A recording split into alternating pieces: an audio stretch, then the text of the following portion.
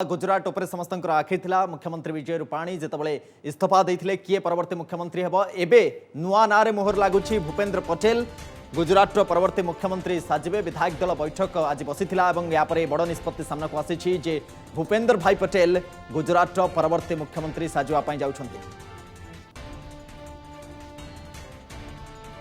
यह वर्तमान समय बड़ खबर भूपेन्द्र पटेल गुजरात परवर्ती मुख्यमंत्री साजिबे। जदि आम देखा ताहले बड़ ना को नहीं चर्चा होता मानवीय ना को नहीं चर्चा होता नितिन पटेल ना को नहीं चर्चा होता किंतु शेष में जो विधायक दल बैठक बसला से निष्पत्ति नुआ निष्पत्ति सामना को आसी जे भूपेन्द्र पटेल गुजरात परवर्ती मुख्यमंत्री साजिबा जाउछंती। जीवन में अनेक संस्थाओं से जुड़े रहने का और काम करने का जिन्हें अनुभव है, शिक्षा की दृष्टि से वो इंजीनियर हैं, पहले भी नगर पालिका और अर्बन डेवलपमेंट अथॉरिटी में काम कर चुके हैं। और मुझे लगता है कि विजय रूपाणी जी ने उनके व्यवहार को, उनके जीवन को देखकर ही भूपेन्द्र पटेल ऐसे कार्यकर्ता श्री भूपेन्द्र रजनीकांत पटेल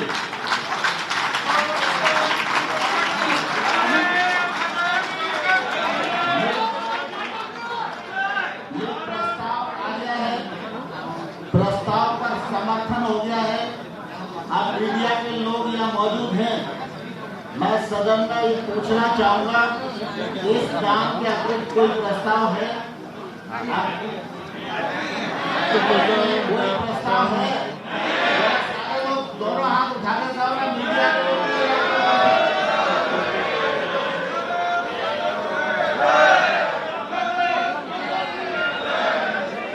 चलो भूपेन्द्र पटेल के पास चलो चलो जाएगा उधर।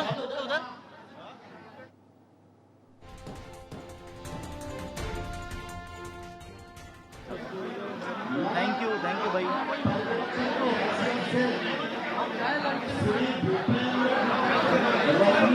अमन भाई इधर रुको, इधर अमन भाई। तो ये जो केंद्रीय पर्यवेक्षक नरेंद्र सिंह तोमर सीधासख ना घोषणा करुछंती विधायक दल बैठक पर भूपेन्द्र भाई पटेल ना रे मोहर लगी परवर्ती मुख्यमंत्री गुजरात साजिबा जाउछंती भूपेन्द्र भाई पटेल जो घोषणा किछ समय तले करा जायछि। अधिक आलोचना सूरत प्रतिनिधि शैलेश चंपानेरी आम सहित सीधासख जोड़ी होती। शैलेश जी, अगर हम देखें घाटलुडिया से जीते थे और तकरीबन 1,17,000 का मार्जिन था उस टाइम पे और बहुत इसको लेके उस गुजरात पॉलिटिक्स में भी हड़कंप मची थी कि बहुत बड़ा मार्जिन था जीतने का। और अभी अगर हम देखें तो नितिन पटेल हो जाए, मांडवीय हो जाए, उनके इतने बड़े बड़े नाम को लेके चर्चा हो रहा था। क्या कुछ हुआ इस बैठक में, विधायक दल की जो बैठक थी इसमें क्या कुछ ऐसा हुआ कि भूपेन्द्र भाई पटेल के नाम पे अंततः मोहर लग गया और वो बनेंगे अभी गुजरात के मुख्यमंत्री?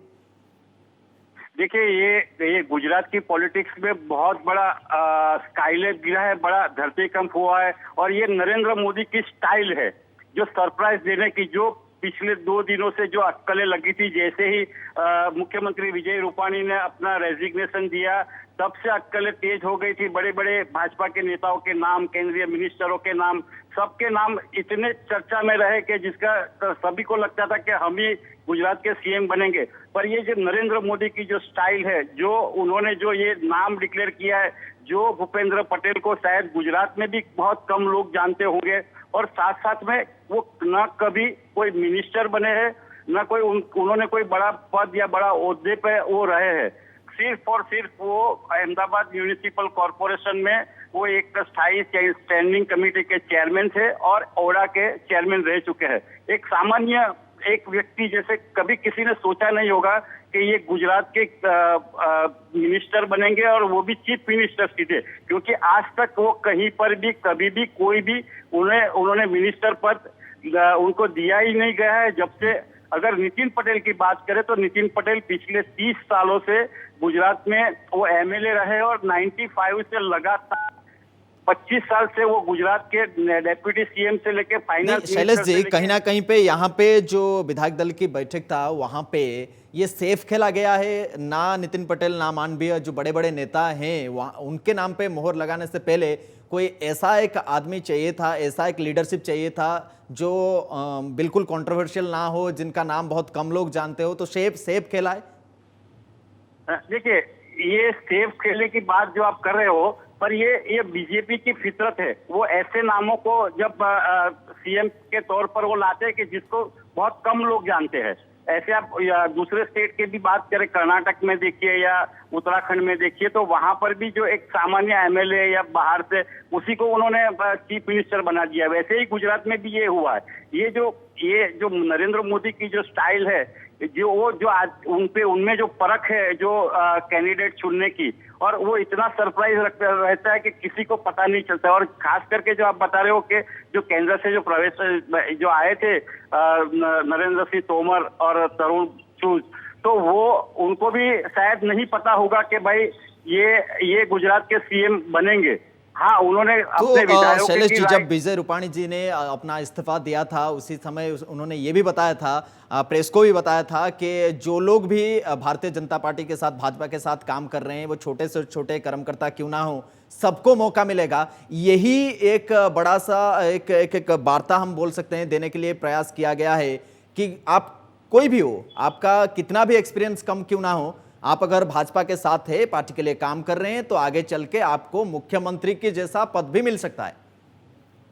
हाँ, बिल्कुल। उसका लेटेस्ट उदाहरण आप नरेंद्र मोदी को भी देख लीजिए। वो सबसे छोटे से छोटे कार्यकर्ता से लेकर देश के प्राइम मिनिस्टर तक बने। ना उनका कोई ऐसा फैमिली बैकग्राउंड था कि ना कि उनको सीधा प्राइम मिनिस्टर या ये उसका होद्दा मिल जाए। तो भाजपा में ये एक पहले से ऐसा है कि छोटे से छोटे कार्यकर्ताओं को भी अगर उसमें टैलेंट है और वो पार्टी को 100% वफादार है और पार्टी के लिए अपना पूरा सारा समय से लेके पूरा तन तोड़ मेहनत करने वाले लोग हैं, तो उसको जरूर वहां पर मौका मिलता है। और उसका श्रेष्ठ उदाहरण अगर देखने जाए तो ये भूपेंद्र भाई पटेल है, जिसको कोई जानता ही नहीं था। शायद हमारे पत्रकार आलम में भी गुजरात में भूपेंद्र पटेल का नाम शायद ही किसी ने सुना होगा, फिर भी आज वो गुजरात के सीएम बने हैं। और वो भी एक अदने छोटे से छोटे कार्यकर्ता से लेके। ठीक है, बहुत बहुत शुक्रिया शैलेश जी। शैलेश चंपानरिया सुरत प्रतिनिधि आम सहित फोन लाइन जोड़ी रही अधिक सूचना दूसरे और कहवा कथा जे अनेक लोक गुजरात भी अनेक लोक भूपेंद्र भाई पटेल का नाम बहुत कम लोक जानी, बहुत लोक जिते जानी ना गोटे सरप्राइज हिसाब रे ये ना सामना को आसी। भूपेंद्र पटेल गुजरात परवर्ती मुख्यमंत्री साजिबा जाउछन्ति। विधायक दल बैठक रे तांको नारे मोहर बाजी।